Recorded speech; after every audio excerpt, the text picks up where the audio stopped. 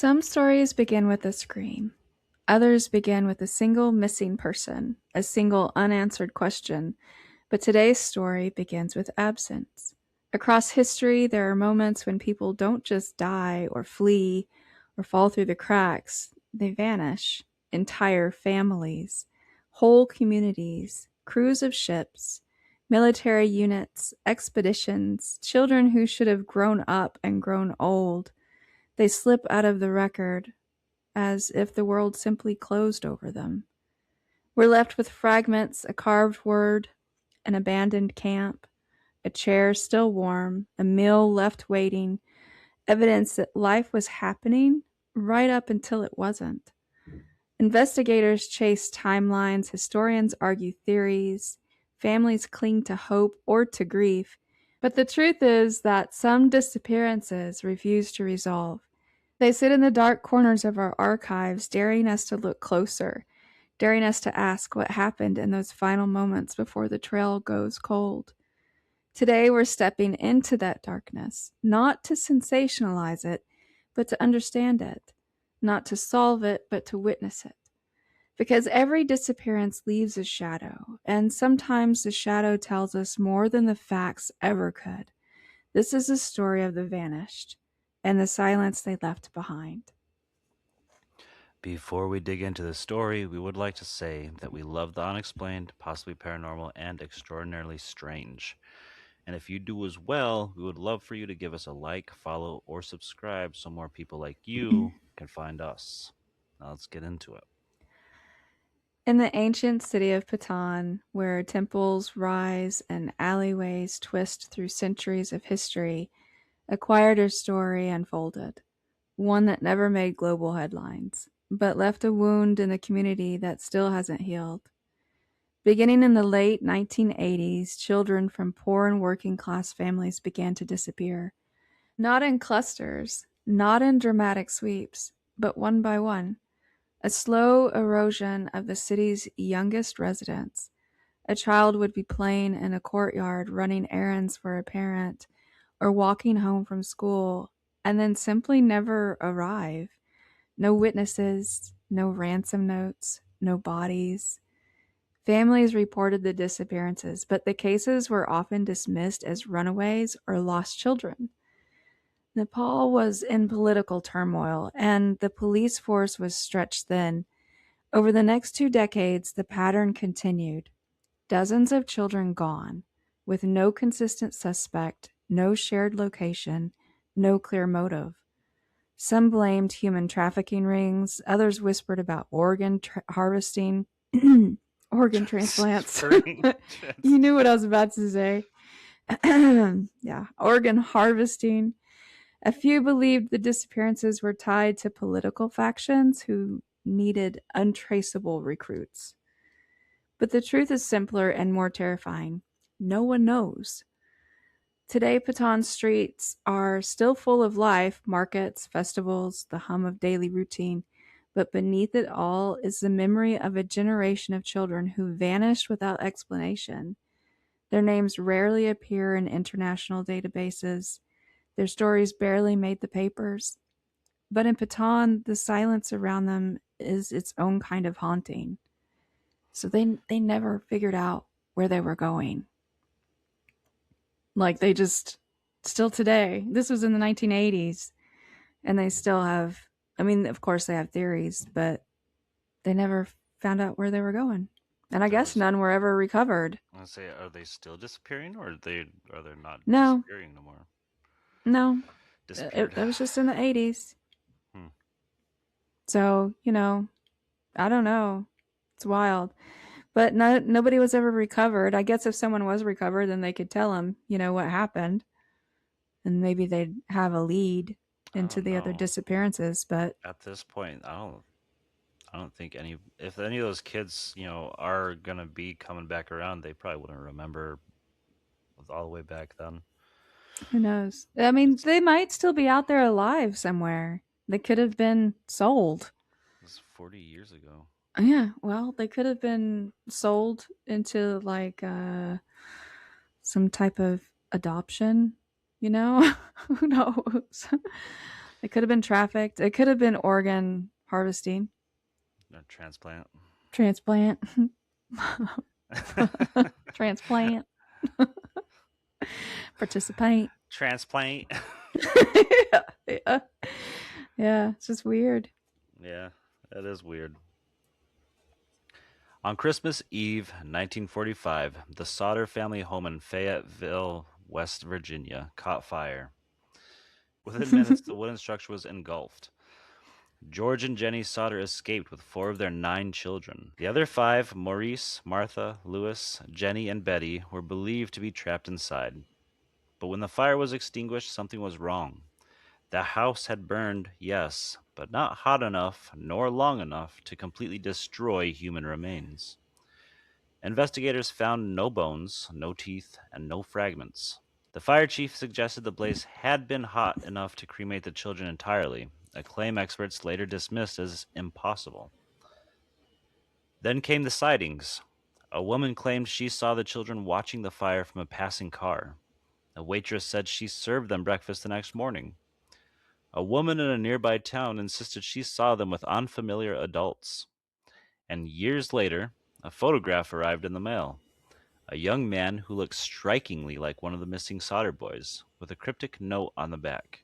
I feel like we've talked about the Sauter before.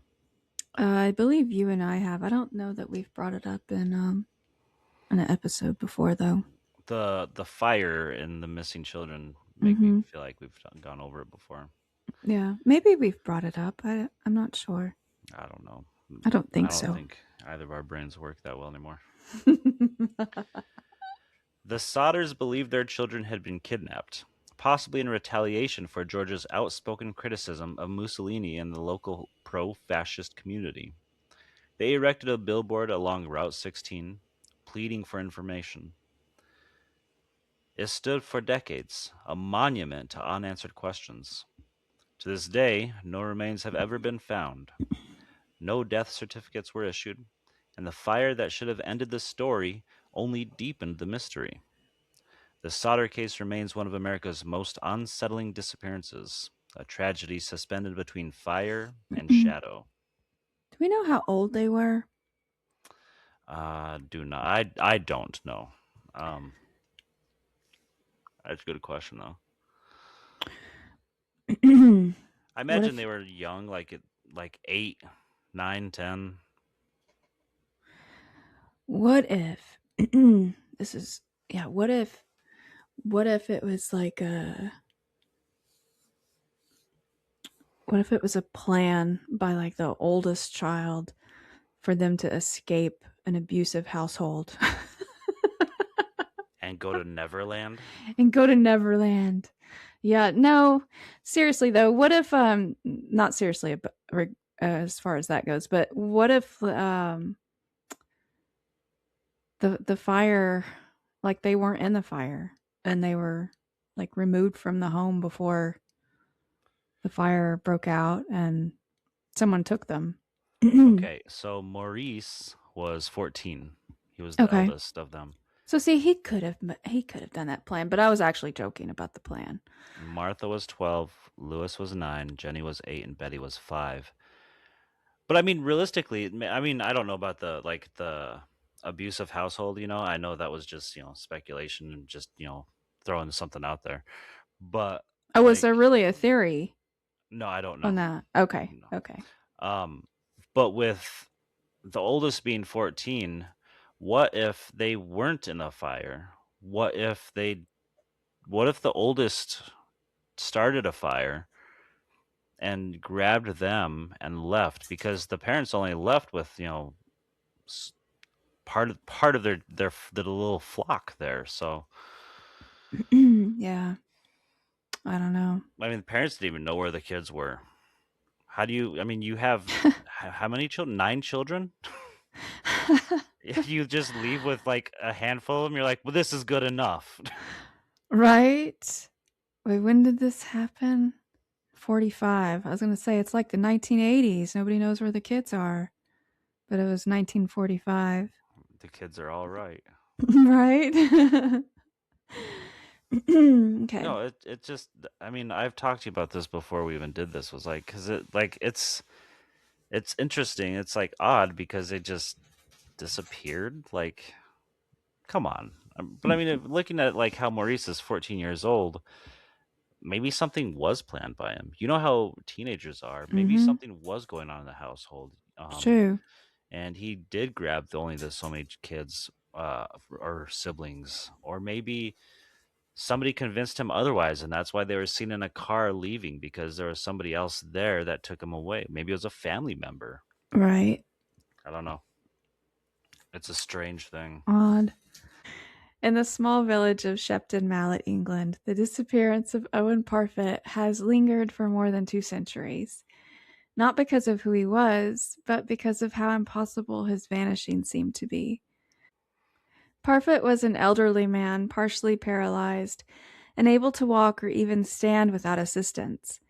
On a warm summer evening in 1763, his sister and a neighbor helped him outside to sit in a chair near the doorway, where he could enjoy the breeze and watch the road. They left him there for only a short time, minutes, not hours, while they tended to chores inside. When they returned, the chair was empty. The neighbors working in the fields nearby swore they saw no one approach the house. No horses, no carts, no strangers, no struggle. The chair hadn't moved. The ground around it was undisturbed. It was as if Owen had simply evaporated. Search parties combed the countryside. Wells were checked. Fields were dug up. Decades later, when the house changed owners, the new residents excavated the garden, convinced his body must be buried somewhere on the property, and they found nothing. Some villagers whispered that Owen had been taken by the devil, a rumor fueled by his colorful past as a soldier and rumored libertine. Others believed he had been abducted by enemies from his youth. But the most chilling theory is the simplest, that someone managed to take a helpless man in broad daylight without being seen, heard, or leaving a trace. Owen Parfitt's disappearance remains one of the most baffling unsolved vanishings in British history, a case where the absence of evidence is the most haunting evidence of all. Okay, so plot twist. Maybe he could actually walk and he just got up. Well, he was very. Yeah. Yeah, I mean, that's very possible. It's Um, just really weird. The ground's undisturbed. The workers in the fields didn't see anyone come or go, so there obviously, probably wasn't a car. I was say, is there more to this that we could actually go into deeper? Man, I don't know. I dug pretty deep. That's just so strange. Like, how do you just turn into vapor? You know? Mm-hmm. Yeah, I mean, he was partially paralyzed. So I mean, he couldn't get around very well. Yeah, I What don't. if what if they they could have just offed him and buried him somewhere other than the garden and then just Yeah, told lies. I mean, honestly, buried him under the cherry tree instead. right? I don't know why it's funny. I'm too skeptical. I guess I don't know. I mean, he couldn't even stand Right? without assistance. I don't know. And nobody saw anything. But the field workers wouldn't possibly Well, see okay, so if the field workers were there, but they didn't see anything. That's because they were the ones that did something, ooh, yeah, probably. and they couldn't find him out of the garden or in the yard because he was out in the field somewhere. Yeah, they're like, we didn't see anything. We didn't do it. Right. Wasn't me.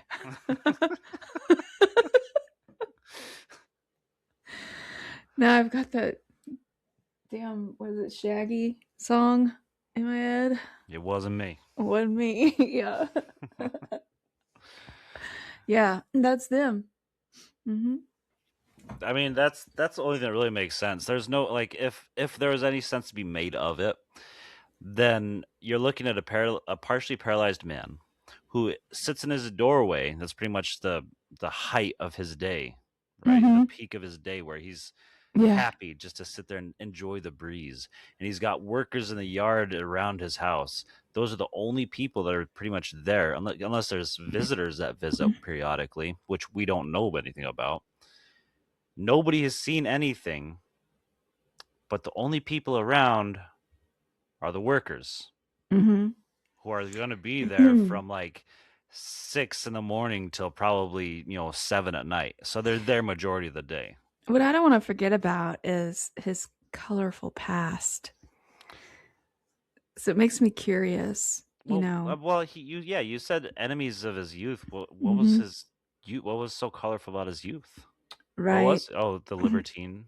I mean, this is an old man who's partially paralyzed, and people still got beef with him, you know? So much so Right. that they're gonna be like, "Oh, he had it coming. Someone probably just came for revenge," or, something like that, Mm-hmm. which kinda blows me away a little bit. Like, he must've been bad for it to be that bad, Hmm. you know?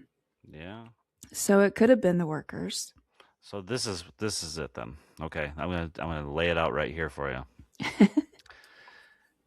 He had a bad colorful past, right? So he interrogated or did something bad to a parent of somebody. That kid recognized him, followed him from city to city, and as he grew up, he learned a certain set of trades and skills, right?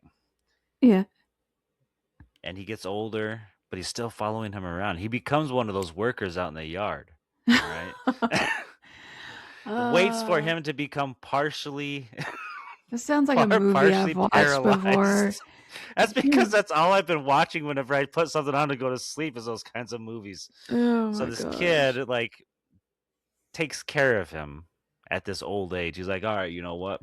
I've watched him suffer enough being paralyzed. So now it's time to put him out of his misery." Takes him, does this thing and then puts him out in the out in the field deeper than 6 feet. Because that's what they've been doing out in that yard or that field is digging a hole, but they don't know because nobody interferes with the workers. The workers are out there doing their work in the field. Right. See, I got it all set up. I know what happened. Yep. We got to figure it out. We need to alert the authorities. No longer a mystery. It's solved. Like, shut up and read your part. No. No. When John White left the fledgling Roanoke colony in 1587, he expected to return within months.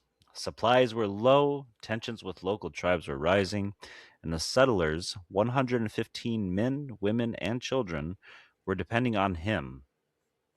But war with Spain delayed his return for 3 long years. By the time he finally reached Roanoke in 1590, not 1950, 1590, the colony was gone. Not destroyed, not burned, not abandoned in panic, gone. The houses had been dismantled with care, not torn apart. The fort was disassembled, not attacked. There were no bodies, no signs of struggle, no graves, no scattered belongings. The only clue was a single word carved into a post: Croatoan. White believed the settlers had relocated to Croatoan Island, home of the friendly Croatoan tribe. But storms forced his ships back to England before he could search. He never returned. No one ever found the colonists. So he tried one time. It's like, you know Right. what? It's not worth the trouble. Over the centuries, theories multiplied: assimilation with indigenous tribes, death by disease, a failed attempt to sail back to England, a massacre, a migration inland that ended in starvation. Even now, archaeological digs turn up tantalizing fragments: a European ring here, a piece of armor there, but nothing that definitively answers the question. Roanoke's power lies in its restraint. No spectacle, No final message, just a settlement that folded itself into the landscape and vanished, leaving behind a single carved word and a silence that has lasted more than 400 years. I think they assimilated. It's such a it's such an interesting thing because it is just like it said as everything was dismantled and taken apart, and it's not like some storm came in and blew everything apart. There was no fires, no trace of fires, no Yeah, nothing. It's just gone. I think You they assimilated. you think they That's just just. assimilated into the indigenous tribes? Yep, I do. I think if there was some DNA testing done, they would definitely find some mixing. I mean, it seems to be the only real answer. Mm. Yeah, because if they all died of disease, then, well, they'd still be there rotting. If they moved inland, then why did they write that word? Mm-hmm. Um, and why would the tribe come in and write that word? You know? Um, Right. so it just makes sense to me that they just assimilated, They you know? assimilated within 3 years. 115 men, women, and children. Well, they were peaceful, they say. Maybe. They say. Well, I mean, that's what they said. They said it was peaceful. I M- know. It was the way you said it, though. They Oh, they were say. peaceful. They say. Yeah, no, I wasn't being suspicious. I was thinking of other things while I was saying that thing. I was sitting there thinking, well, maybe they just liked their food better, you know? Maybe they had the pretty women. I don't know. Yeah, maybe. Lots of different reasons. They had Um, more fire. More fire. Maybe they just knew how to live, and it was rough, a I rough mean, settlement for them. I don't know. that's always the misconception. That's always a misconception is the indigenous tribes didn't know how to live because they were so not so modernized. Oh, no, they totally know how to live. Oh yeah, absolutely. I That's why I said mean, it was a misconception. they're like the MacGyvers of the universe. you know? Yeah. Yep. That's why us natives usually just keep a roll of duct tape in their home because we're like, we'll Right? just MacGyver this shit together. And an ink pen spring, and some chewed gum, I mean, we could pencil have just eraser. chew the gum at any time, but now we use sticky tack these days. Yeah, I think they assimilated. That's Hair just ties. that's what makes sense. Hair Yeah. ties, yeah. Scrunchie if we're feeling fancy.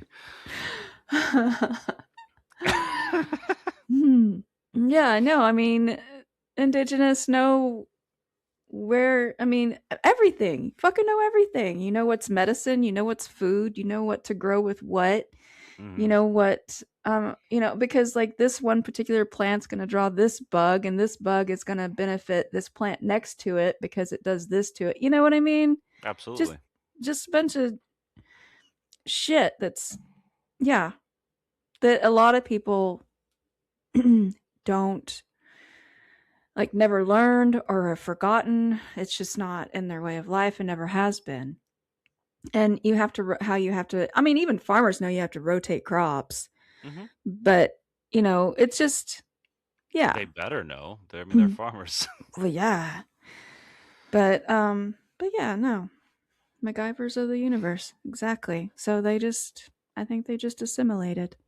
All right, so that's another one that's just solved. Then we're solving these cases one Yep. by one here. We're just checking them off. All right, let's So move on. the settlement was assimilated, or they walked into the sea to, you know, Cthulhu. Yeah, so let's take apart our homes and Well, walk into the ocean. they had to have something to offer. Yeah, no. They went and made mixed babies. That's what they Mm. did. Mm-hmm. Who was the I'm one that mixed serious. baby? Do some fucking DNA testing. Those I people know you're mixed. serious. Yeah, okay. In 1845, Sir John Franklin set out with two ships, the HMS Erebus and HMS Terror, and 129 men, determined to chart the last unnavigated stretch of the Northwest Passage. The ships were state of the art for their time, reinforced hulls, stream, steam engines, libraries, even heating systems. It was meant to be the expedition that would secure Franklin's legacy. Instead, it became one of the most chilling mass disappearances in maritime history. For 2 years, nothing was heard from the expedition.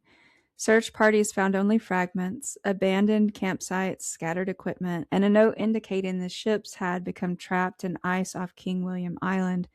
The men attempted to march south, a desperate, doomed trek across frozen wasteland. But the most haunting part is how little was left behind.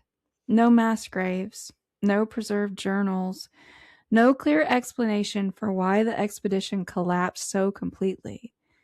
Inuit oral histories describe starving men dragging boats across the ice, and later, bodies found along the shoreline. But the details remain fragmented, like shards of a story too cold to hold together. When the wrecks of the Erebus and Terror were finally discovered in the 2010s, they were astonishingly intact, as if the sea had been keeping them safe, waiting. Yet, even with the ships found, the fate of the men remains largely a mystery. What happened in those final months starvation, scurvy, lead poisoning, desperation is still pieced together from scraps. The Franklin expedition didn't just disappear, it dissolved into the Arctic itself, leaving behind a trail of clues that feel more like echoes than answers. So, I don't know. I mean, they found bodies, Well, frozen bodies. makes me think of that other maritime case where the what was it? The ship was never found, but the body, like they found the burial on that abandoned island Yeah. with the Chinese paper or the Chinese book paper that was Yeah. wrapped around the bodies and The stuff. It makes me vanishing think of of that. Sarah Joe. Yeah, It was a Sarah Joe, yeah. it was similar. And but Where the boats not being like they were them being in kind of good condition. I don't know. I mean, at first I was thinking maybe they were just trapped in ice and then they were released, but wouldn't the ice kind of tear them up a little bit cuz ice is going to move. So, I don't know. I don't know. There's a lot of time not spoken for. well, I mean that's part of the scary part of being out on the ocean, right? I mean, there's a, you're just out over water where you can just sink and drown, or something's just gonna rip you up off the surface. I mean, 1845 and they weren't found until like 2010s. hmm That's a really long time for those ships to be out there. Can I just say what? Who named these boats, by the way, too? Erebus and the Terror. Like, I think they were asking for bad luck with that. I mean, I love the names, but I don't think I would want to be on board. Right. Like, um, I would name my car that maybe, but not a ship I mean, or an Erebus is an old. airplane. Erebus is an old school name. You know, that's old, Uh old. But like Terror, like I don't huh. know. So these names feel like they're you name your ship something that invokes good luck. Right. Right. There's in Good the luck, goodwill, and definitely something that makes it. Yeah, I You was know. gonna say there's enough like things that can happen on the ocean that are bad luck. I mean, there's so many things that sailors go by just to keep incited good luck on their ship. And Yeah. there's a set of rules on the ship just to keep that. And it's just I don't know. The Ninth Legion, Legio, the Ninth Hispania, was one of Rome's most seasoned military units, battle hardened, disciplined, and feared, and then sometime in the early 2nd century, it vanished from the historical record. Not defeated, not disbanded, not reassigned, vanished. The last confirmed mention of the Ninth places them in Britain, stationed at Eboracum, modern day York. After that, the legion disappears from official Roman documents. No casualty lists, no transfer orders, no inscriptions, nothing. Some historians believe the Ninth was wiped out during a rebellion by northern tribes, a catastrophic defeat Rome chose not to publicize. Others argue the legion was quietly moved to the continent and later destroyed in another conflict. But the archaeological silence is deafening. A legion was not a small unit. It was thousands of men, officers, engineers, medics, cooks, and support staff. Their absence should have a crater in the record. Instead, there's only a void. The Ninth's disappearance became the seed of legend, the idea of an entire Roman legion swallowed by the mists of Britain, consumed by a land Rome never fully conquered. Whether they died in battle, were scattered across the empire, or were erased for political convenience, the truth remains buried beneath centuries of soil and silence. The Ninth Legion didn't just fall, it slipped out of history's grasp, leaving behind a question that has haunted archaeologists for generations. On a cold January morning in 1921, the Carroll A. Deering was spotted aground on Diamond Shoals, a treacherous stretch of water off the coast of North Carolina, known as the Graveyard of the Atlantic. The ship was intact, its sails set, its galley stocked with food, ready for the next meal, but the crew, every last one of them, was gone.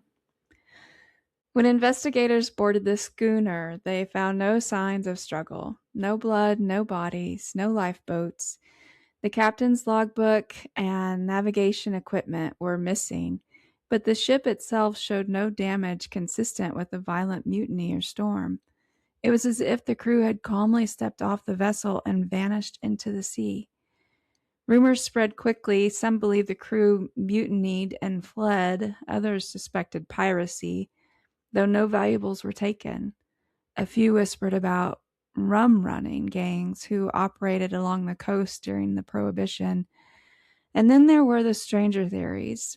The crew had been abducted by a passing vessel, or that something in the night, a rogue wave, a sudden panic, a shared hallucination, drove them into the lifeboats. But the most unsettling detail is this: the lifeboats were never found. Not a plank, not a scrap, not a single body washed ashore. The Deering remains one of the most endearing maritime mysteries in American history. A ghost ship that arrived safely at its destination, but without the people who had sailed there.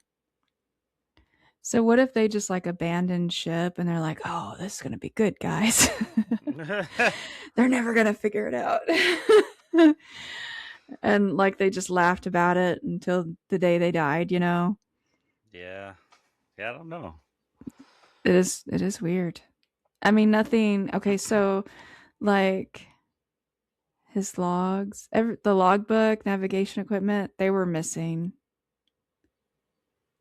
No So, damage. but I mean, with the logbook and the navigation equipment missing, I would think that makes me think that somebody of the crew grabbed it so they can continue navigating as needed. If Makes they're gonna sense.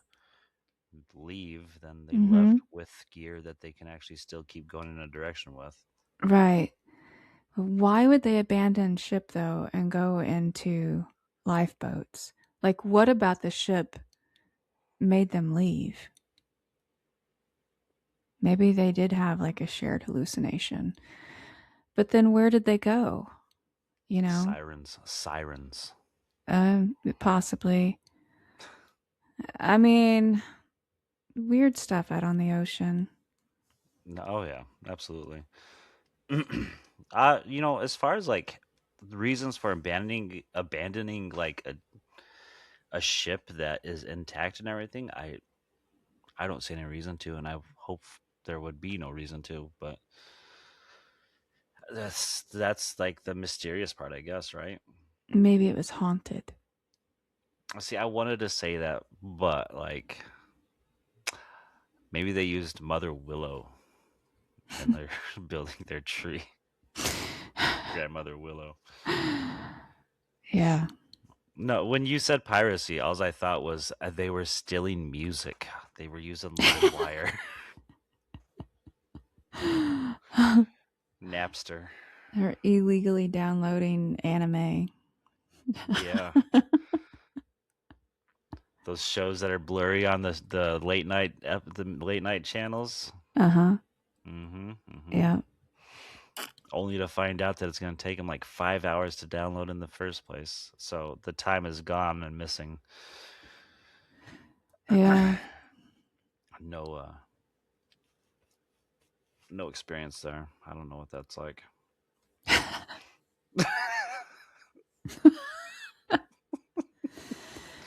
Mm. Yeah, strange. But I mean, that's what every time that we have like one of these maritime like mysteries, it's always so odd. Like it's always an odd one to me because why in the world would anybody want to leave their intact ship? Right. And There's stuff in the water. there's so much water, so much water. I mean, Yes. there's gonna have to be stuff in the water. There's just so much water. But there is stuff. But There yes. is big stuff. Yes. Yeah. I mean, I don't know. I stand on the shore and I'm just overwhelmed standing on the shore looking out, you know. I mean, I get anytime I go to creeped the out beach. standing on the shore of a lake. Mhm. Yeah. Well, I don't really feel that way at a lake, but I, anytime I go to the coast, I I do. it is definitely overwhelming. Um yeah. Those lakes can be man-made. They can be deeper than they seem. Oh, they can for sure. Scary. Anyway. Water is scary. What water you can't see very deep in is the scariest. That when you lose visual, like that's And that's one of the things that's frightening about water is your visibility. But I think just the sheer power behind water is frightening to me mm-hmm. Mm-hmm. anyway. I Yeah, mean, no, it is absolutely. a powerful thing. You definitely have to be respectful of it. Um, but yeah, I mean, I grew up in southern Louisiana. I'm scared of what's in the water. Like I was told since before I could really walk, I think, you know, don't go to the water, don't go be by the water. And the funny thing is when we would flood, and we always did, they, you know, don't go play in the floodwaters, and that's what we did. We would Mm-hmm. get Sure. inner tube, inner tubes, and pieces of plywood, and make ourselves rafts and float around on those things all day long after it flooded until the fire ant mats found it. And then the fire ants would climb up on it and we'd have to abandon ship. And then we were in Mm, the floodwater that had snakes and alligators. mm-hmm. And there were sewer drains, you know, that weren't covered, that Yeah, were sucking stuff in. So Pennywise. Pennywise, no, Pennywise was dead at this point because he Oh, drowned.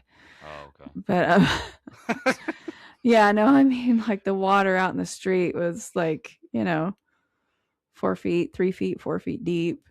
Mm-hmm. Um, yeah, because we would, I mean, things were up on hills, but it's just, I don't know.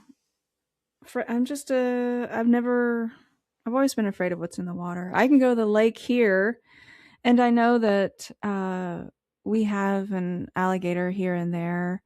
They're mostly in the eastern part of the state, but we have them here and there here. And the likelihood of me getting pulled off of the bank by one is really, really, really small. But I still don't even. I don't. I don't like to stand there. I stand pretty far off from the water's edge. Because I just can't see in the water. Mm-hmm. I don't like it. Monsters. Monsters. Mm-hmm. Yeah, it's kind of like it's the same rules as the dark. That's not necessarily something you have to be scared of, but it's what's inside of it that Mm-hmm. is and can be scary. It's the unknown. Yeah, yeah, like those spider crabs I was talking to my son about. It's awful looking things. Something I never want to encounter. Which I never will because they're at the bottom of the ocean. So unless I'm on cinder blocks, I'll never see them. They're huge, but they're sweet little I know things. they're not. They're just crabs. They're sweet as long as they're where they are. Sure, Their mouths aren't even big enough to bite you. I don't even care. A Now I'm thinking of that guy that does the videos where he acts like he's a little girl fighting. He's like how little girls argue, and they're like, I don't even care. Get raw. Yeah, I like that guy. I don't even care. Yeah, it's kind of funny. But yeah, you and the crabs, But you I you mean, don't even care. it doesn't even have to be a crab, man. It's just it's anything that's in the man. There's so many things in the water that survive at those pressure depths that just it's Not me. I don't ab survive at that pressure depth. abnormal. It is abnormal and shouldn't. You know what? That obviously we don't exist at that depth for a reason. Okay. Uh-huh. Yeah. So I'm not afraid of any of that down there because I'm not going down there. Mm-hmm. It's things closer to the surface that Well, see, I frighten me, mean, like C- sharks. Cthulhu can be at the top and bottom of the ocean to swallow you whole when you don't even need to be bit, and it's still scary. All right.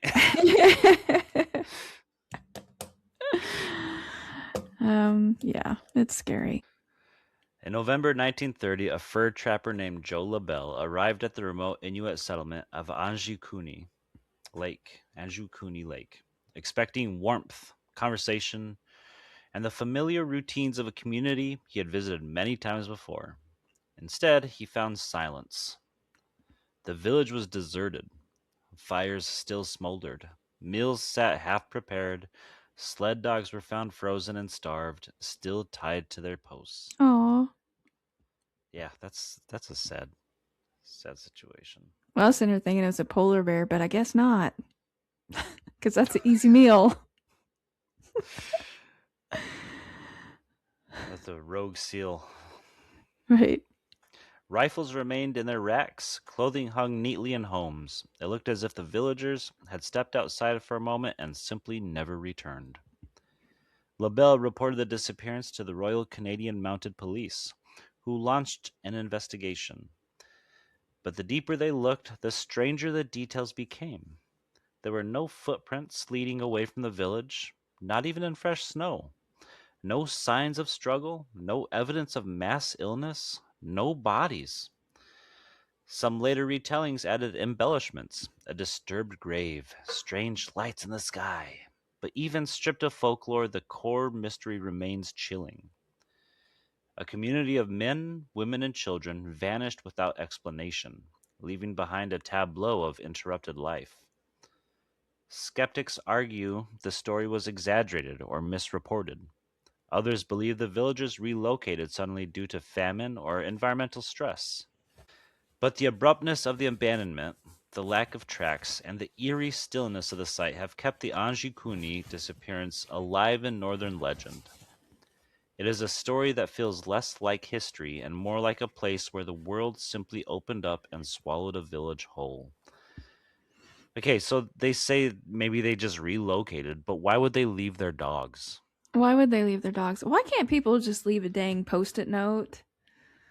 You know, like, hey, we left our stuff. You can use it if you want. We're not coming back. All right. Just a little We note. don't So like it hey, here. all right, this is a notice to anybody out there that's listening. If you plan on disappearing or you think disappearance is highly likely in your future, leave a post-it note describing exactly what's going to happen. Please, my gods, this could just like be solved so much easier. Either that, or at least give us a heads up so we can make another episode of it. Right. Excuse me. Yeah. Poor doggies. In the late 19th century, a small expedition led by British explorer Henry Usher set out to map remote regions of Kurdistan. That sounds right. Yeah. Okay. A rugged landscape of mountains, ravines, and isolated tribal territories. The group consisted of guides, porters, and scientific staff. They were well equipped, experienced, and cautious. And then they disappeared. That's it, the end. Just kidding. Yeah. Thank you for listening.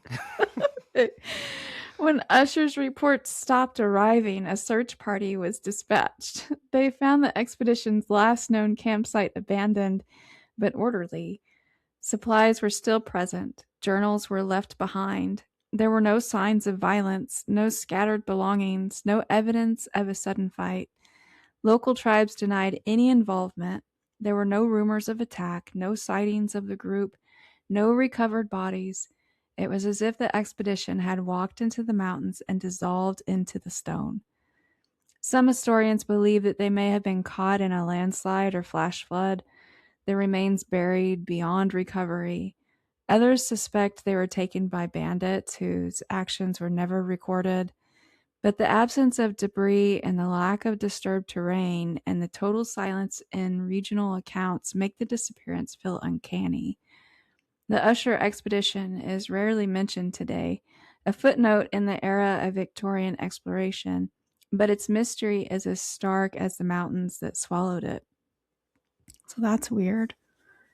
Uh, Every time you say Usher, all I can think is my way. right. I Yeah. mean, mudslide.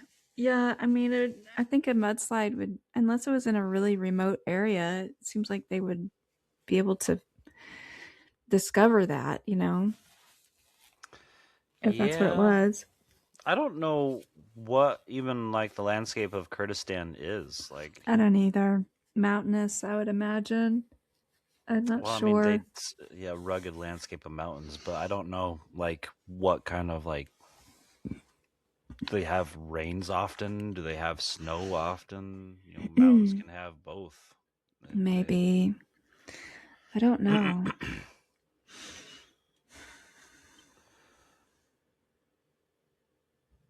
Yeah, I don't think we can solve this one.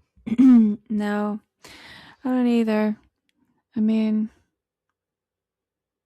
I don't know. I would just vote for a landslide. Because, I mean, if it's mountainous, there's got to be like really remote areas. And so I don't know. But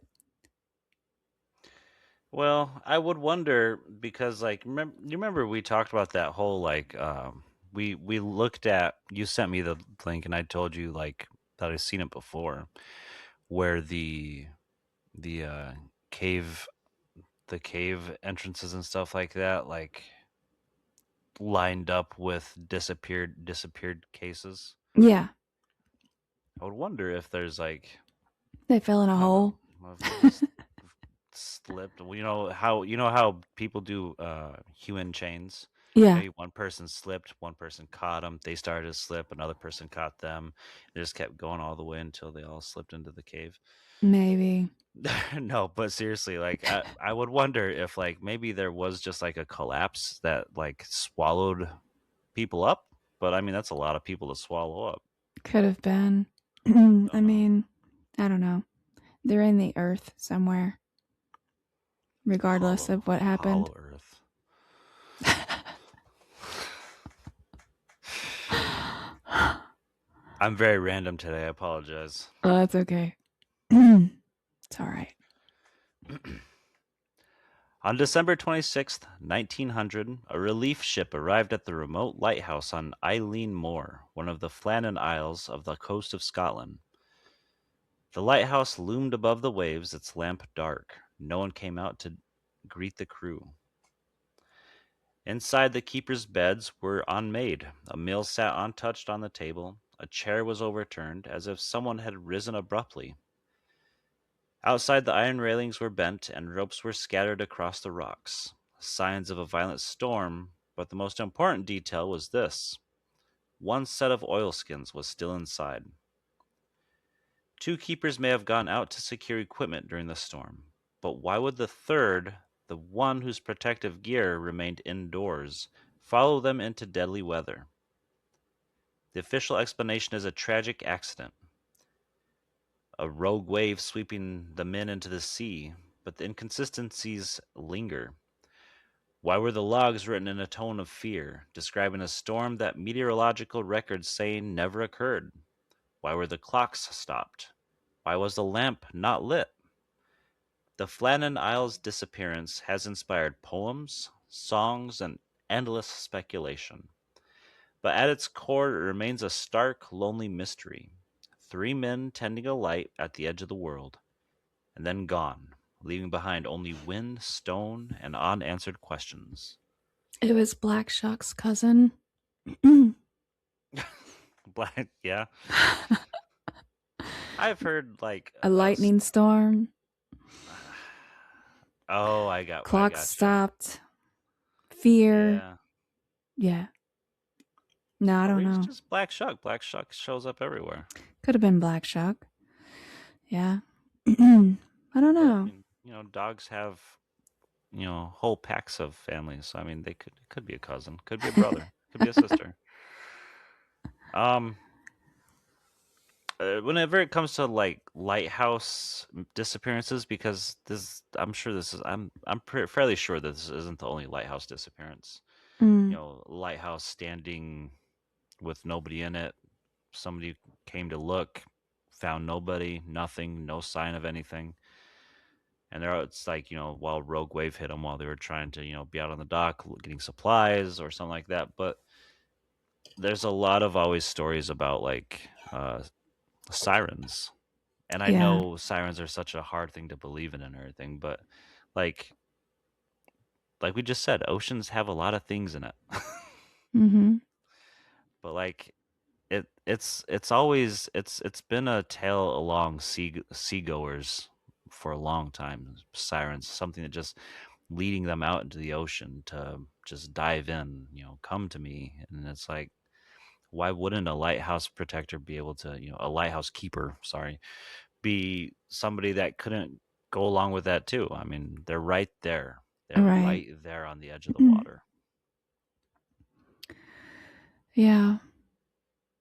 I don't know. It sounds like, I don't know.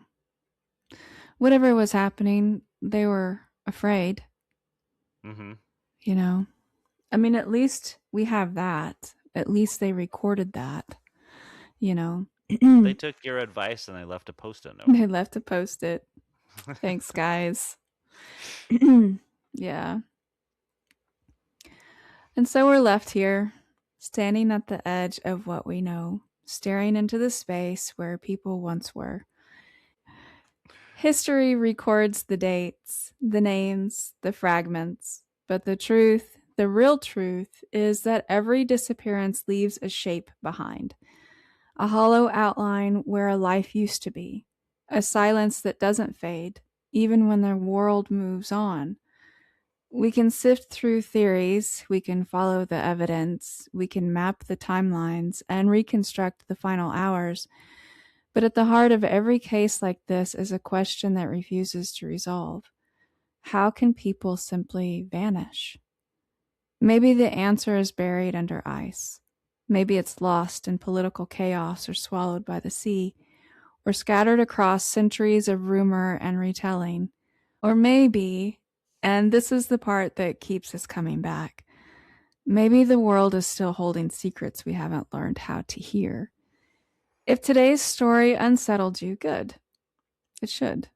These aren't just mysteries, they're reminders that history is full of absences, that the past is not as complete as we pretend, and that somewhere in the quiet spaces between fact and folklore, the missing are still waiting to be understood. Thank you for walking into the dark with us. Until next time, keep your eyes open, your mind sharp, and your light close.